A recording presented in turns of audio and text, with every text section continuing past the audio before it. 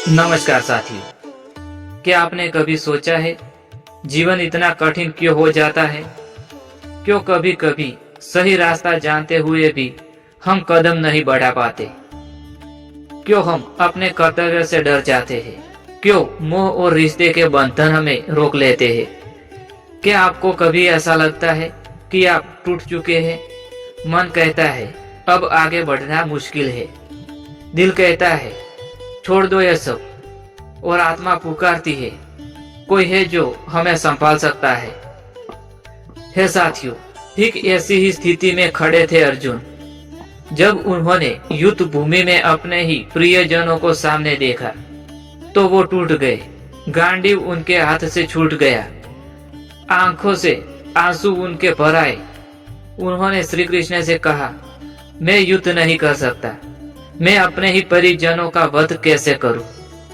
यही से शुरुआत होती है द्वितीय अध्याय की, जिसका नाम है सांख्य योग। यही से श्री कृष्ण अपने शिष्यों को वो ज्ञान देने लगते हैं जो न केवल अर्जुन को बल्कि पूरी मानव जाति को एक नया मार्ग दिखाता है।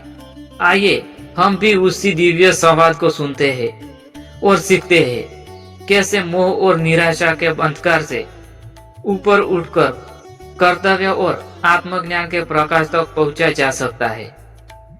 अर्जुन श्री कृष्ण से कहते हैं, हे माधव, मेरे हृदय में दया और मोह ने मुझे घेर लिया है। मेरा विवेक काम नहीं कर रहा है। मैं आपसे शिष्य बनकर पूछता हूँ, मुझे क्या करना चाहिए? यहाँ एक महत्वपूर्ण बात है। जब तक अर्जुन योद्धा थे तब तक वे निर्णय नहीं ले पा रहे थे, लेकिन जैसे ही वे स्वयं को शिष्य मानकर कृष्ण की शरण में आते हैं, ज्ञान का द्वार खुल जाता है। हे साथियों, जीवन में भी यही होता है। जब तक हम अपने अहंकार से परे रहते हैं तब तक समाधान नहीं मिलता, लेकिन जैसे ही हम विनम्र होकर कहते हैं, हे प्रभु, मैं अज्ञान हूँ, कृपया मुझे मार्ग दिखाइए, तभी जीवन बदलना शुरू होता है। श्री कृष्ण कहते हैं, हे अर्जुन, तू उन लोगों के लिए क्यों शोक कर रहा है जो वास्तव में कभी नष्ट नहीं होते? आत्मा न जन्म लेती है और न ही मरती है। यह शाश्वत है, अविनाशी है, अमर अजर है। शरीर नश्वर है लेकिन आत्मा अमर है। जैसे मनुष्य पुराने वस्त्रों को छोड़कर नए वस्त्र धारण करता है, वैसे ही आत्मा पुराने शरीर का त्याग कर नया शरीर लेती है। तो फिर तू किसके लिए रो रहा है? अब सोचिए साथियों, हम सभी मृत्यु से डरते हैं, हम अपनों को खोने से घबराते हैं, लेकिन अगर आत्मा अमर है तो वास्तव में कोई मरता ही नहीं। मृत्यु केवल परिवर्तन है, यह एक यात्रा है। अगर हम इस सत्य को स्वीकार कर लेते हैं तो जीवन से भय और शोक समाप्त हो जाता है। श्री कृष्ण कहते हैं, हे अर्जुन, तू योद्धा है, तेरा धर्म युद्ध करना है, कर्तव्य से भागना पाप है। सच्चा कर्म वह है जो फल की इच्छा से नहीं बल्कि धर्म के लिए किया जाए। तेरा अधिकार केवल कर्म करने में है, फल पर नहीं। यही है कर्मयोग का मूल मंत्र। आज हम सभी फल की चिंता में डूबे रहते हैं। क्या मुझे सफलता मिलेगी? क्या लोग मुझे सराहेंगे? क्या मुझे धन मिलेगा? लेकिन गीता कहती है, कर्तव्य करो, परिणाम की चिंता मत करो।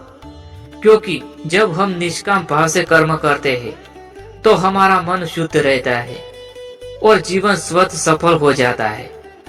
श्री कृष्ण आगे कहते हैं, हे अर्जुन, सुख और दुख, लाभ और हानि, जय और पराजय, यह सब क्षण भंगुर है। इनसे ऊपर उठकर समभाव में रहना ही योग्य है।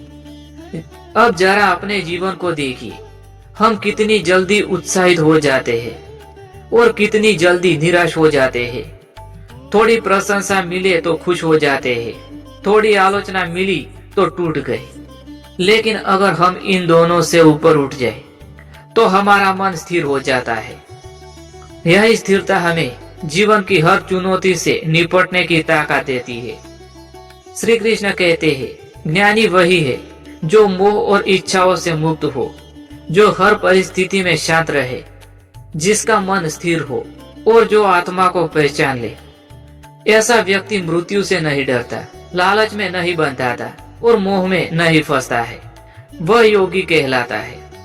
हे साथियों, क्या हम ऐसा नहीं बनना चाहेंगे?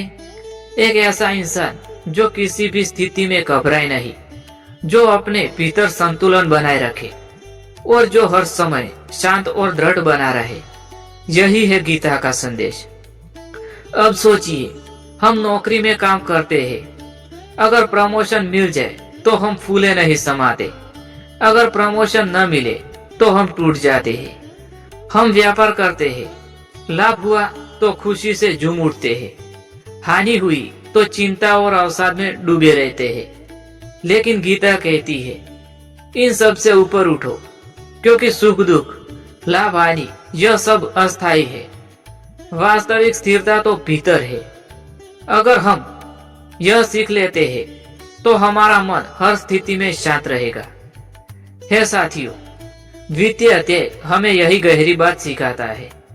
आत्मा अमर है, मृत्यु केवल शरीर का परिवर्तन है।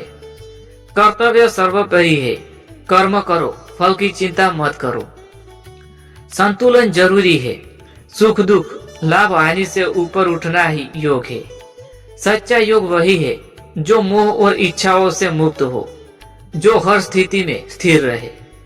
तो मित्रों, दिव्य अध्याय हमें यही याद दिलाता है कि जीवन का सार कर्म करने में है, निष्काम कर्मों में। सच्चा सुख बाहर नहीं, भीतर है। आत्मा न जन्म लेती है, न ही मरती है, वह अमर है। तो आओ हम भी अपने जीवन में इसी सीख को अपनाएं, कर्तव्य को धर्म मानकर करें, सुख दुख से ऊपर उठकर जीना सीखे और आत्मा की अमरता को पहचान कर निर्भय बने। यही है सांख्य योग, ज्ञान का योग, संतुलन का योग, आत्मा की पहचान का योग। यही है गीता के द्वितीय अध्याय का सार और अमर संदेश। दोस्तों, इसी के साथ श्रीमद् भगवद गीता का दूसरा अध्याय यहाँ समाप्त होता है। मैं उम्मीद करता हूँ कि आपको पसंद आया होगा। अगर पसंद आया हो तो वीडियो को लाइक करें, शेयर करें और चैनल को सब्सक्राइब करना ना भूलें। मिलते हैं श्रीमद् भगवद गीता के तीसरे अध्याय में। तब तक के लिए जय श्री कृष्णा, जय श्री महाकाली माँ, जय श्री सती माँ।